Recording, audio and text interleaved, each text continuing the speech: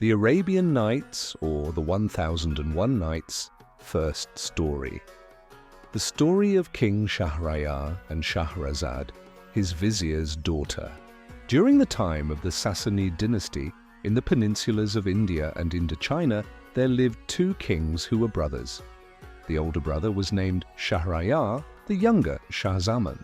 The older Shahryar was a towering knight and a daring champion, invincible, energetic, and implacable.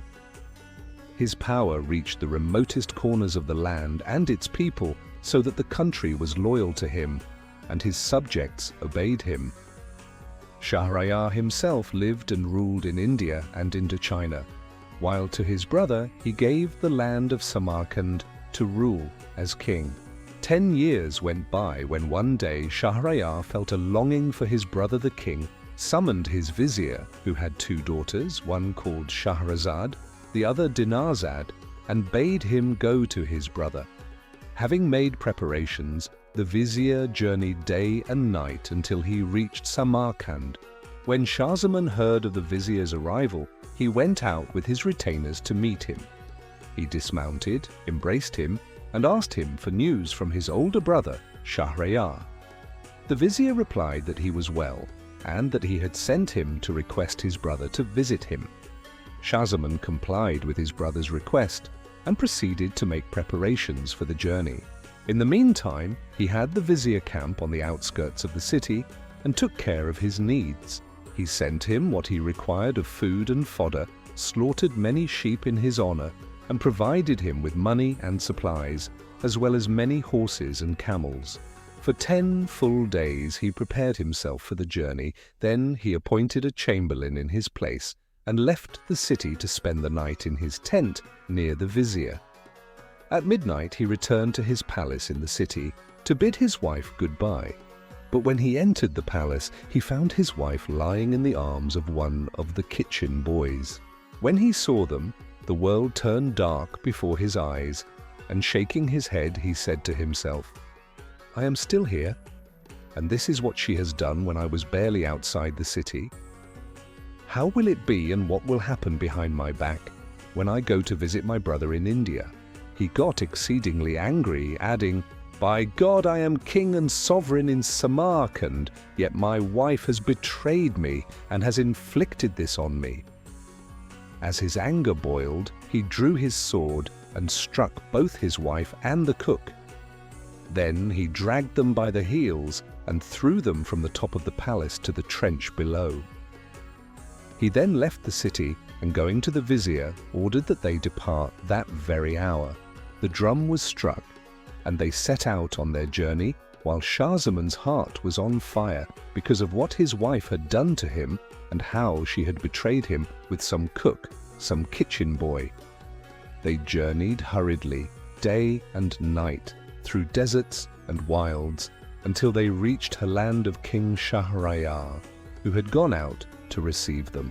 When Shahryar met them, he embraced his brother, showed him favors, and treated him generously. He offered him quarters in a palace adjoining his own, for King Shahryar had built 2 beautiful towering palaces in his garden, one for the guests, the other for the women and members of his household.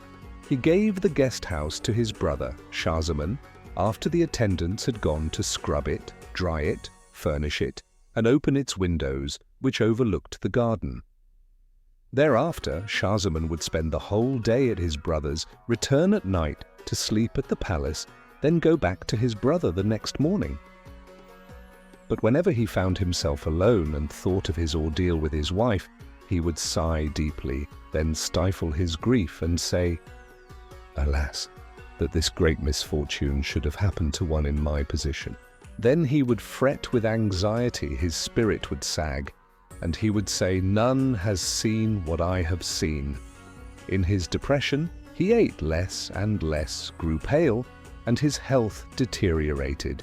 He neglected everything, wasted away, and looked ill. When King Shahryar looked at his brother and saw how day after day he lost weight and grew thin, pale, ashen, and sickly, he thought that this was because of his expatriation and homesickness for his country and his family. And he said to himself, "My brother is not happy here. I should prepare a goodly gift for him and send him home." For a month he gathered gifts for his brother.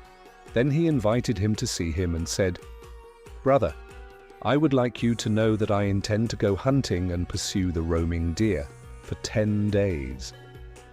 Then I shall return to prepare you for your journey home. Would you like to go hunting with me?" Shahzaman replied, "Brother, I feel distracted and depressed. Leave me here and go with God's blessing and help." When Shahryar heard his brother, he thought that his dejection was because of his homesickness for his country. Not wishing to coerce him, he left him behind and set out with his retainers and men. When they entered the wilderness, he deployed his men in a circle to begin trapping and hunting. After his brother's departure, Shahzaman stayed in the palace and, from the window overlooking the garden, watched the birds and trees as he thought of his wife and what she had done to him, and sighed in sorrow. While he agonized over his misfortune, gazing at the heavens and turning a distracted eye on the garden, the private gate of his brother's palace opened, and there emerged, strutting like a dark-eyed deer, the lady, his brother's wife, with 20 slave girls, 10 white and 10 black. While Shahzaman looked at them without being seen, they continued to walk until they stopped below his window, without looking in his direction, thinking that he had gone to the hunt with his brother. Then they sat down, took off their clothes, and suddenly there were 10 slave girls and 10 black slaves dressed in the same clothes as the girls. Then the 10 black slaves mounted the 10 girls, while the lady called, "Masood! Masood!" And a black slave jumped from the tree to the ground, rushed to her, and, raising her legs, went between her thighs and made love to her.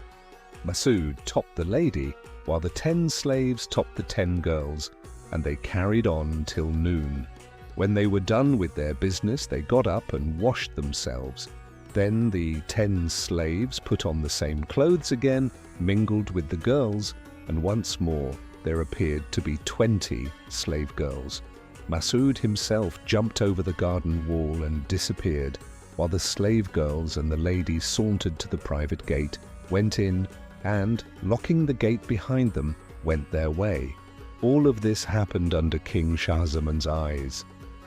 When he saw this spectacle of the wife and the women of his brother, the great king, how 10 slaves put on women's clothes and slept with his brother's paramours and concubines, and what Masood did with his brother's wife in his very palace, and pondered over this calamity and great misfortune, his care and sorrow left him, and he said to himself, "This is our common lot. Even though my brother is king and master of the whole world, he cannot protect what is his wife and his concubines, and suffers misfortune in his very home. What happened to me is little by comparison. I used to think that I was the only one who has suffered, but from what I have seen, everyone suffers. By God, my misfortune is lighter than that of my brother." He kept marveling and blaming life, whose trials none can escape, and he began to find consolation in his own affliction and forget his grief. When supper came, he ate and drank with relish and zest, and feeling better, kept eating and drinking, enjoying himself and feeling happy. He thought to himself, "I am no longer alone in my misery. I am well." For 10 days he continued to enjoy his food and drink, and when his brother King Shahryar came back from the hunt, he met him happily, treated him attentively, and greeted him cheerfully. His brother King Shahryar, who had missed him, said, "By God, brother, I missed you on this trip and wished you were with me." Shahzaman thanked him and sat down to carouse with him, and when night fell and food was brought before them, the two ate and drank, and again Shahzaman ate and drank with zest. As time went by, he continued to eat and drink with appetite, and became light-hearted and carefree. His face regained color and became ruddy, and his body gained weight, as his blood circulated and he regained his energy. He was himself again, or even better. King Shahryar noticed his brother's condition, how he used to be and how he had improved, but kept it to himself until he took him aside one day and said, "My brother Shahzaman, I would like you to do something for me, to satisfy a wish, to answer a question truthfully." Shahzaman asked, "What is it, brother?" He replied, "When you first came to stay with me, I noticed that you kept losing weight day after day until your looks changed, your health deteriorated, and your energy sagged. As you continued like this, I thought that what ailed you was your homesickness for your family and your country, but even though I kept noticing that you were wasting away and looking ill, I refrained from questioning you and hid my feelings from you. Then I went hunting, and when I came back, I found that you had recovered and had regained your health. Now I want you to tell me everything and to explain the cause of your deterioration and the cause of your subsequent recovery without hiding anything from me." When Shahzaman heard what King Shahryar said, he bowed his head, then said, "As for the cause of my recovery, that I cannot tell you, and I wish that you would excuse me from telling you."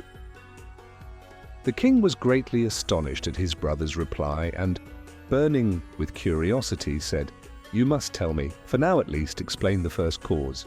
Then Shahzaman related to his brother what happened to him with his own wife on the night of his departure, from beginning to end, and concluded, "Thus all the while I was with you, great king, whenever I thought of the event and the misfortune that had befallen me, I felt troubled, careworn, and unhappy, and my health deteriorated. This, then, is the cause." Then he grew silent. When King Shahryar heard his brother's explanation, he shook his head, greatly amazed at the deceit of women, and prayed to God to protect him from their wickedness, saying, "Brother, you were fortunate in killing your wife and her lover, who gave you good reason to feel troubled, careworn, and ill. In my opinion, what happened to you has never happened to anyone else. By God, had I been in your place, I would have killed at least 100 or even 1,000 women. I would have been furious. I would have gone mad. Now praise be to God, who has delivered you from sorrow and distress. But tell me, what has caused you to forget your sorrow and regain your health?" Shahzaman replied, "King, I wish that for God's sake you would excuse me from telling you." Shahryar said, "You must." Shahzaman replied, "I fear that you will feel even more troubled and careworn than I." Shahryar asked, "How could that be, brother? I insist on hearing your explanation." Shahzaman then told him about what he had seen from the palace window and the calamity in his very home, how 10 slaves, dressed like women, were sleeping with his women and concubines day and night. He told him everything from beginning to end, but there is no point in repeating that. Then he concluded, "When I saw your own misfortune, I felt better, and said to myself, my brother is king of the world, yet such a misfortune has happened to him, and in his very home. As a result, I forgot my care and sorrow, relaxed, and began to eat and drink. This is the cause of my cheer and good spirits." When King Shahryar heard what his brother said and found out what had happened to him, he was furious and his blood boiled. He said, "Brother, I can't believe what you say unless I see it with my own eyes."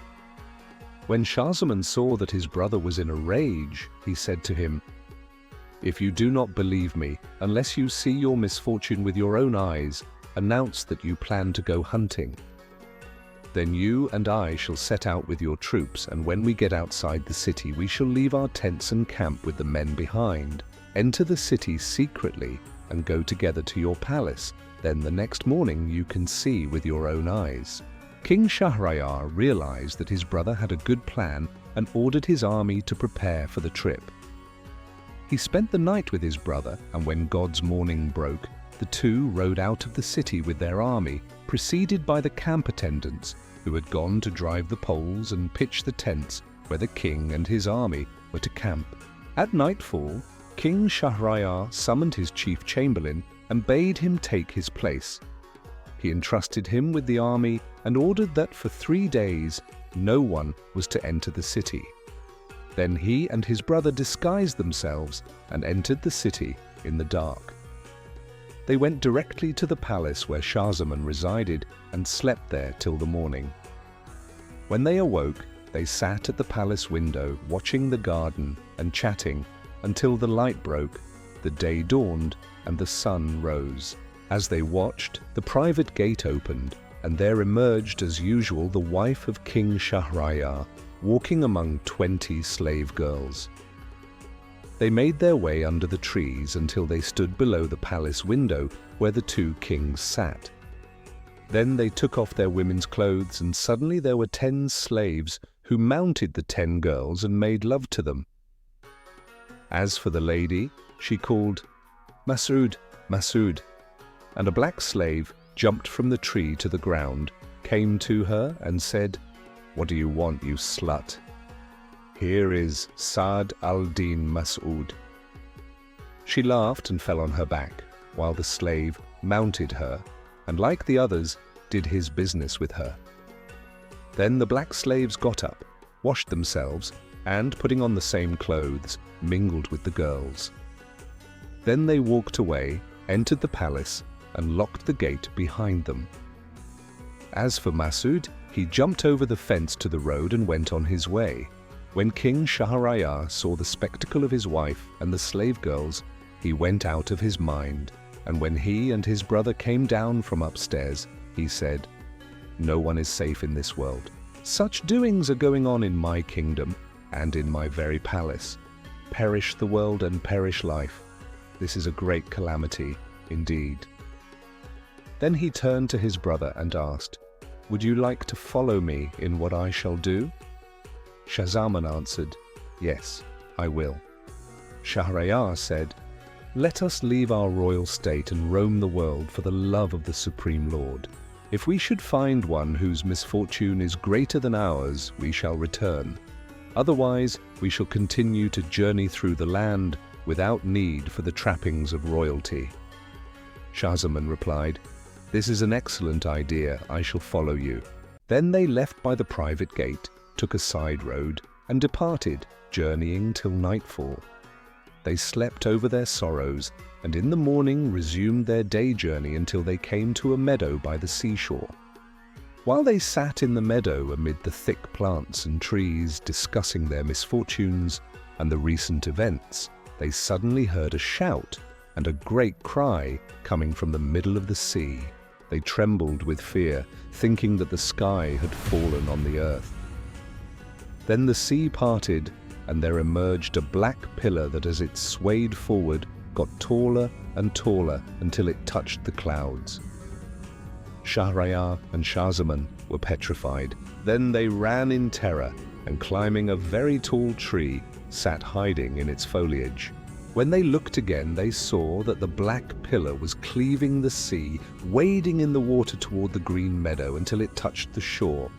When they looked again, they saw that it was a black demon carrying on his head a large glass chest with 4 steel locks. He came out, walked into the meadow, and where should he stop but under the very tree where the 2 kings were hiding.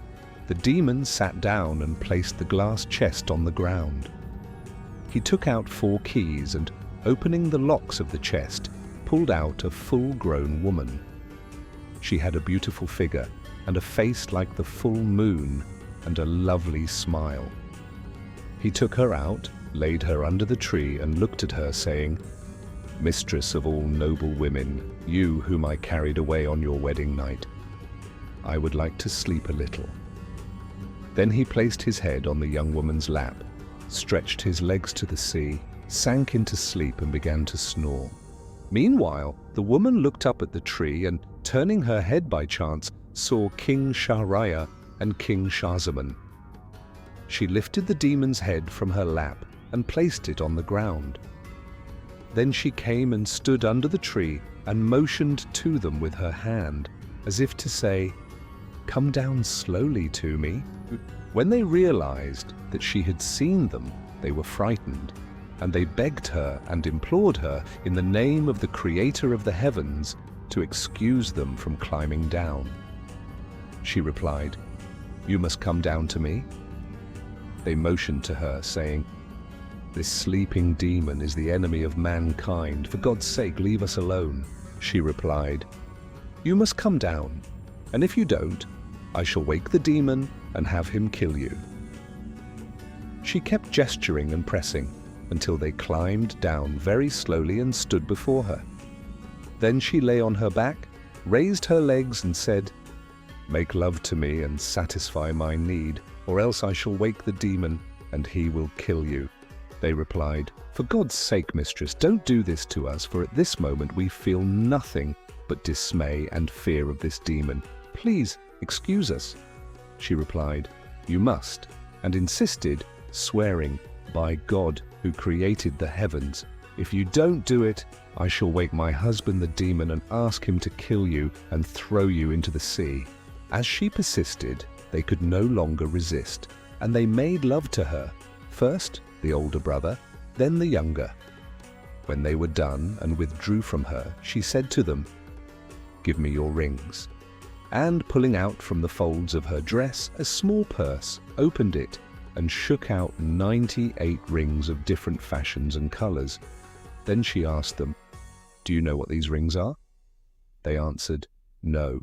She said, "All the owners of these rings slept with me, for whenever one of them made love to me, I took a ring from him.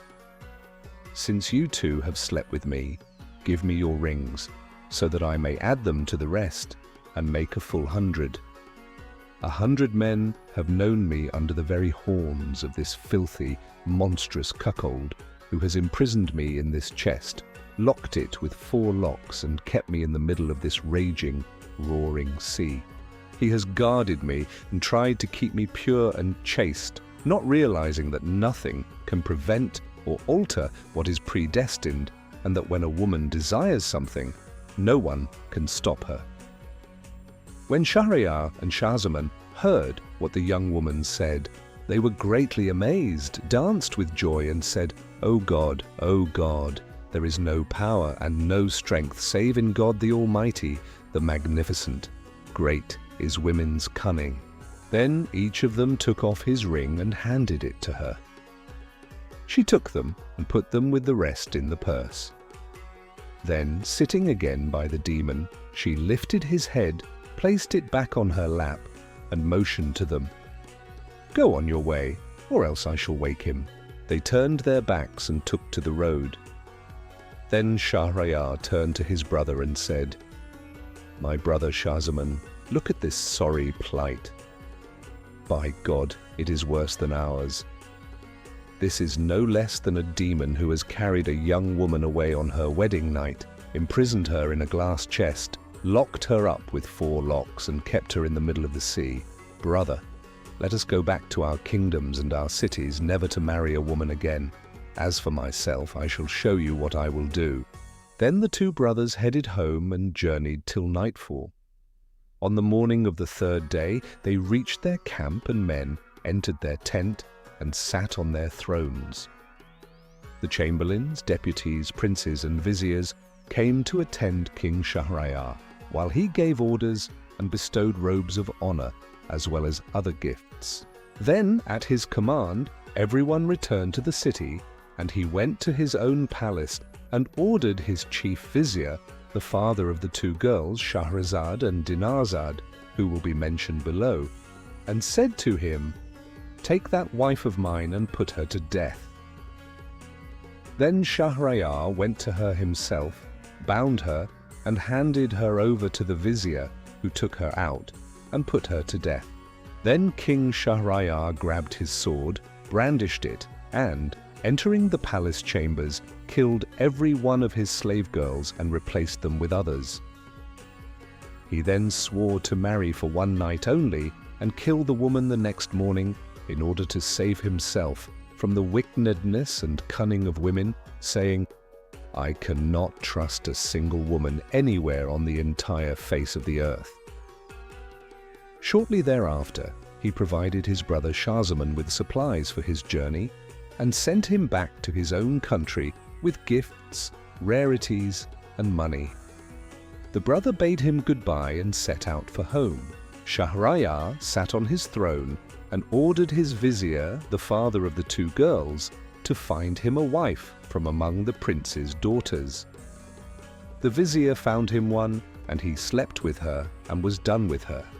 And the next morning he ordered the vizier to put her to death.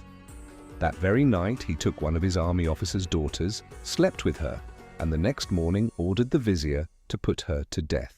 The vizier, who could not disobey him, put her to death. The third night he took one of the merchant's daughters, slept with her till the morning, then ordered his vizier to put her to death, and the vizier did so. It became King Shahryar's custom to take every night the daughter of a merchant or a commoner, spend the night with her, then have her put to death the next morning. He continued to do this until all the girls perished, their mothers mourned, and there arose a clamor among the fathers and mothers who called the plague upon his head, complained to the Creator of the heavens, and called for help on him who hears and answers prayers. Now, as mentioned earlier, the vizier who put the girls to death had an older daughter called Scheherazade and a younger one called Dinarzade. The older daughter, Shahrazad, had read the books of literature, philosophy, and medicine. She knew poetry by heart, had studied historical reports, and was acquainted with the sayings of men and the maxims of sages and kings.